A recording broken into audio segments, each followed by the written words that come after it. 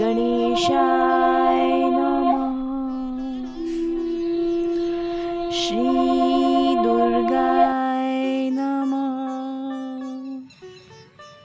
अथ श्री द्वादशो अध्यायः। 12वां अध्याय।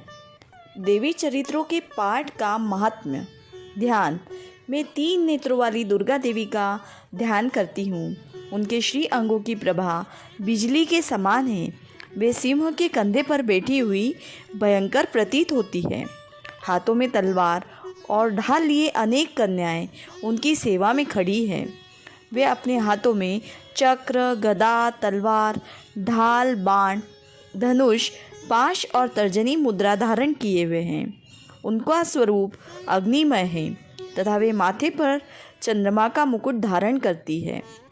देवी बोली, देवताओं, जो एकाग्रचित्त होकर प्रतिदिन इन स्तुतियों से मेरा स्तवन करेगा, उसकी सारी बाधा मैं निश्चय ही दूर कर दूंगी।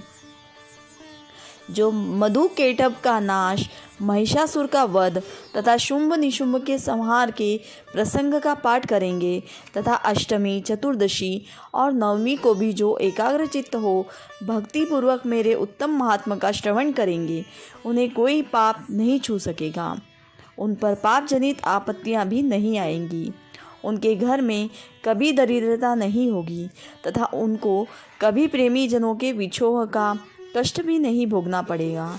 इतना ही नहीं, उन्हें शत्रु से, लुटेरों से, राजा से, शस्त्र से, अग्नि से तथा जल की राशि से भी कभी भय नहीं होगा। इसलिए सबको एकाग्रचित्त होकर भक्तिपूर्वक मेरे इस महात्म्य को सदा पढ़ना और सुनना चाहिए। यह परम कल्याणकारक है। मेरा महात्म्य महामारी जनित समस्त उपद्रवों तथा आध्यात्मिक आदि तीनों प्रकार के उत्पातों को शांत करने वाला है। मेरे जिस मंदिर में प्रतिदिन विधि पूर्वक मेरे इस महात्म्य का पाठ किया जाता है, उस स्थान को मैं कभी नहीं छोड़ती। वहाँ सदा ही मेरा सन्निधान बना रहता है। बलिदान, पूजा, होम तथा महोत्सव के अवसरों पर मेरे इस चरित्र का पूरा पाठ और श्रवण करना चाहिए। ऐसा करने पर मनुष्य विधि को जानकर या बिना जाने भी मेरे लिए जो बलि, पूजा या होम आदि करेगा, उसे मैं बड़ी प्रसन्नता के साथ ग्रहण करूँगी। शरत काल में जो वार्षिक महापूजा की जाती है, उस अवसर पर जो मेरे इस महात्म्य को भक्तिपूर्वक सुनेगा, वह मनुष्य मेरे प्रसाद से सब बाधाओं से मुक्त तथा धन, धान्य एवं पुत्र से संपन्न होगा। इसमें तनिक भी संदेह नहीं है। मेरे इस महात्म्य, मेरे प्रादुर्भाव की सुंदर कथाएं तथा युद्ध में किए हुए मेरे पराक्रम सुनने से मनुष्य निर्भय हो जाता है। मेरे महात्म्य का श्रवण करने वाले पुरुषों के शत्रु नष्ट हो जाते हैं। उन्हें कल्याण की प्राप्ति होती है तथा उनका कुल आनंदित रहता है। सर्वत्र शांति कर्म में पूरे स्वप्न दिखाई देने पर तथा ग्रह जनित भयंकर पीड़ा उपस्थित होने पर मेरा महात्म्य श्रवण करना चाहिए। इससे सब विघ्न तथा भयंकर ग्रह पीड़ाएं शांत हो जाती हैं और मनुष्यों द्वारा देखा हुआ दुस्वप्न शुभ स्वप्न में परिवर्तित हो जाता है।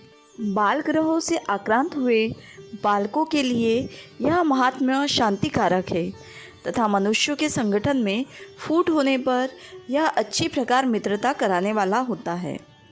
यह महात्म्य समस्त दुराचारियों के बल का नाश कराने वाला है। इसके पाठ मात्र से राक्षसों, भूतों और पिशाचों का नाश हो जाता है। मेरा यह सब महात्म्य मेरे सामीप्य की प्राप्ति कराने वाला है।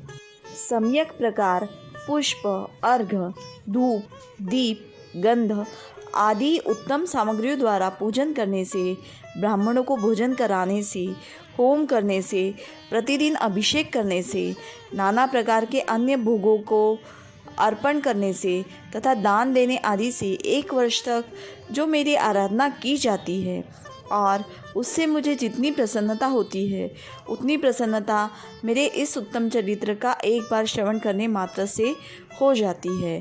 यह महात्म्य श्रवण करने पर पापों को हर लेता है और आरोग्य प्रदान करता है।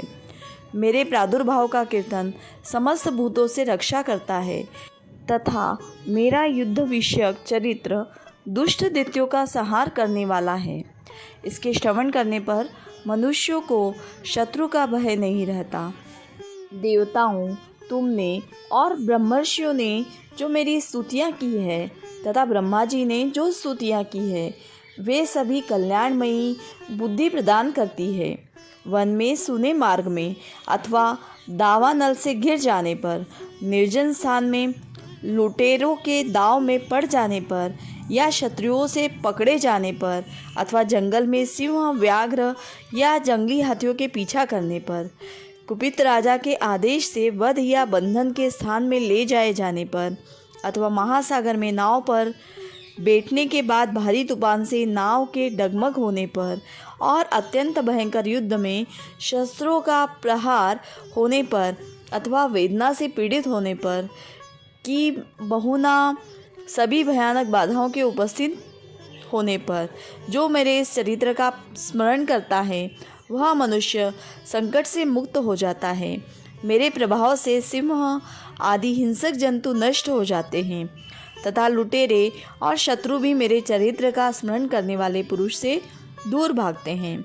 ऋषि कहते हैं, यो कहकर प्रचंड पराक्रम वाली भगवती चंडिका सब देवताओं के देखते देखते वहीं अंतर्ध्यान हो गई।